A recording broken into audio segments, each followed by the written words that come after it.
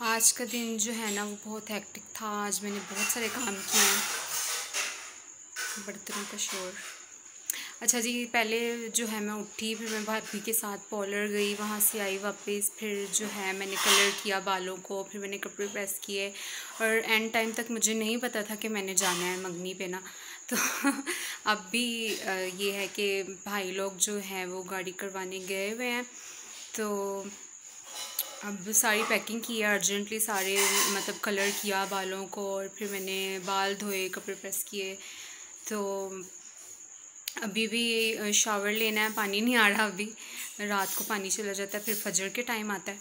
तो अभी शावर लेना है, फिर अभी सफ़र भी करना है, तो मतलब फजर के बाद हमने निकलना है।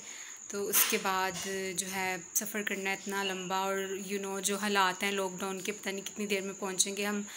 तो बस जी, ये थी आज का दिन की मेरी अभी सफ़र पे जाने से पहले तक की रूटीन। तो मेरे साथ बनिए रहिएगा, तो आपको दिखाऊंगी मैं कि क्या रहता है, कैसा रहता है मंगनी का फ़ंक्शन। अभी मैं बोल भी बहुत आराम आराम से रही हूँ, इतनी ज़्यादा जो है थकावट हो गई है।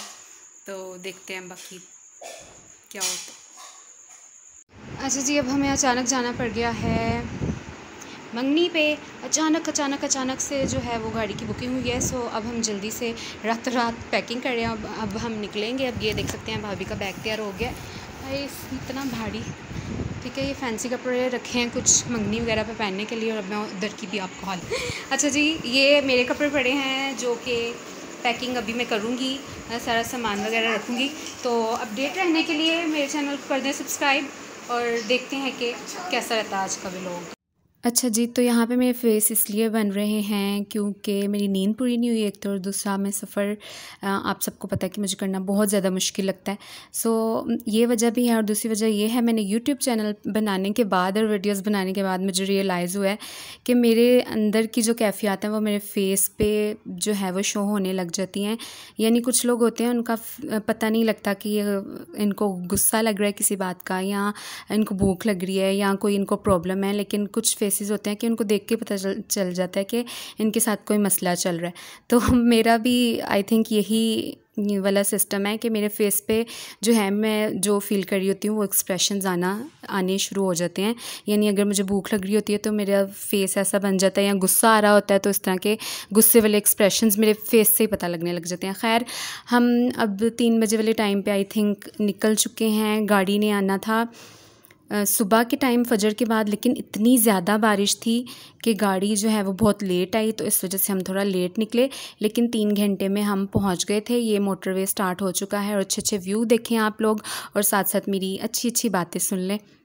अभी हम सरगोदा के पास एक शहर है जिसको ज़िला कहा जाता है, जिसका नाम है बलवाल। और बलवाल में जो है मेरे सब ननियाल वाले रहते हैं, यानी कि मेरी नाना नानी और मेरे मामू लोग और मेरी मम्मा का बचपन सारा वहाँ पे गुजरा है। तो हर साल हमारा जाना होता था, लेकिन जब नानी मी और नाना बू नहीं रहते तो आना जाना जो है वो थोड़ा सा कम हो जाता है। लेकिन यह है कि अभी भी हम हर साल जाते हैं बलवाल मामू वगैरह लोगों के घर रहने के लिए। सो वो एक्साइटमेंट जो होती है ना ननियाल जाके रहने की, वो एक अलग ही तरह की होती है। अभी हम काफ़ी अरसे से सोच रहे थे कि हमने जाना है, लेकिन किसी ना किसी वजह से हम रह जाते थे। सो अब हमारा प्लान बना, मंगनी आ गई, एंगेजमेंट आ गई, तो फिर अम्मी ने कहा कि अब हम जाएंगे और कुछ दिन का वहाँ पे स्टे होगा, और उसके बाद हम वापस आ जाएंगे। सो अब हम मंगनी पे जा रहे हैं। मंगनी का फंक्शन भी मैं आपको दिखाऊंगी, और वहाँ पे जो जिस तरह की वहाँ का एनवायरनमेंट है, वहाँ का माहौल है, वो भी मैं आपसे शेयर करूँगी।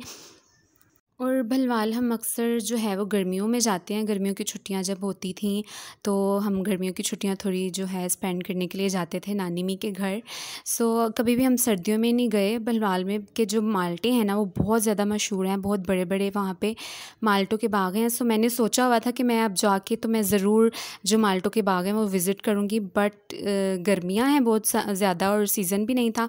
सो इसलिए गर्मियों में मैं नहीं जा सकी माल्टों के बाग में, लेकिन मैं गई हूँ वहाँ पे भेरा पॉइंट में गई भलवाल में, और एडवेंचर पार्क है, मतलब छोटा सा एक जो शहर है वहाँ पास सारी जगह हैं जो इंसान ईज़िली घूम फिर सकता है। तो अभी हम स्टे करने के लिए यहाँ पे रुके हैं अच्छा, एक सवाल अब यहाँ पे मेरे ज़हन में आ रहा है, आप लोग मुझे बताएँ, ज़रूर कमेंट्स में बताइएगा कि आप लोगों का जो अटैचमेंट है ज़्यादा, वो ददियाल की तरफ है या ननियाल की तरफ? क्योंकि कहीं-कहीं जो है ज़्यादा रुझान जो होता है बच्चों का, वो या तो ननियाल की तरफ होता है या ज़्यादा ददियाल की तरफ होता है। और मैं अपना बताती हूँ कि हमारा जो है पहले ददियाल की तरफ था, क्योंकि सब कज़न्स जो हैं अनमैरिड थे, मेल भी और फीमेल भी, तो वो बहुत इन्जॉयमेंट थी। हम सब प्लानिंग करके यहाँ पे घूमने फिरने भी जाते थे लाहौर में। सारे मेरे ददियाल ना ज़्यादातर लाहौर में रहते हैं, तो हम लोग बहुत फ़न करते थे, बहुत मज़ा करते थे। लेकिन जब सबकी शादियाँ हो जाती हैं ना, कभी नारायण का गान वगैरह नहीं देखा, वो देखो तो वो पता नहीं कितने खूबसूरत होते होंगे। यहाँ पे मैं जो ग्रीन खेत है वही देख के इतनी खुश हो रही हूँ अल्लाह ताला की कुदरत देख के, और ग्रीनरी मुझे अच्छी भी बहुत ज़्यादा लगती है। और मैंने एक बात जो अपने नोटिस में मैंने किया, ऑब्ज़र्व किया, वो ये कि अगर आप जो है पिक्चर लेते हैं और पीछे आपकी ग्रीनरी होती है, ग्रीन सब्ज़ा होता है, तो आप ऑटोमेटिकली ऐसा लगता है बहुत ही कोई ये अमीर बंदा है। तब सब जो है अपनी अपनी लाइफ में अपनी अपनी बच्चों में बिज़ी हो जाते हैं। फिर वो अपनी अपनी लाइफ को अपने अपने तरीके से जो है वो एंजॉय करते हैं। अब हमारा पहले ददियाल की तरफ था, लेकिन अब सब कज़न्स की शादी होगी तो अब ननियाल की तरफ है, क्योंकि अभी वहाँ जो है मेरी कज़न्स वगैरह रहते हैं अनमैरिड। ये भलवाल का स्टेशन है, अभी हम यहाँ से गुज़र रहे हैं। यहाँ पे ट्रेन्स गुज़रती हैं और यहाँ पे रात को बहुत जो है चाय पीने जाने का बहुत ज़्यादा ट्रेंड है। मुझे उम्मीद है कि आपको अच्छा लगा होगा आज का व्लॉग, और आपने ज़रूर कमेंट्स में मुझे बताना है, जो मैंने सवाल आपसे पूछा है, कि आपका अटैचमेंट किस तरफ ज़्यादा है, ददियाल की तरफ ज़्यादा है या ननियाल की तरफ ज़्यादा है।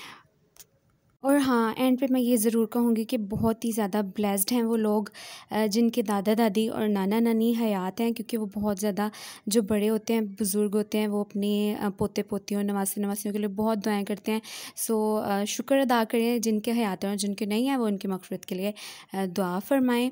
और मुझे दें इजाज़त। अल्लाह हाफ़िज़।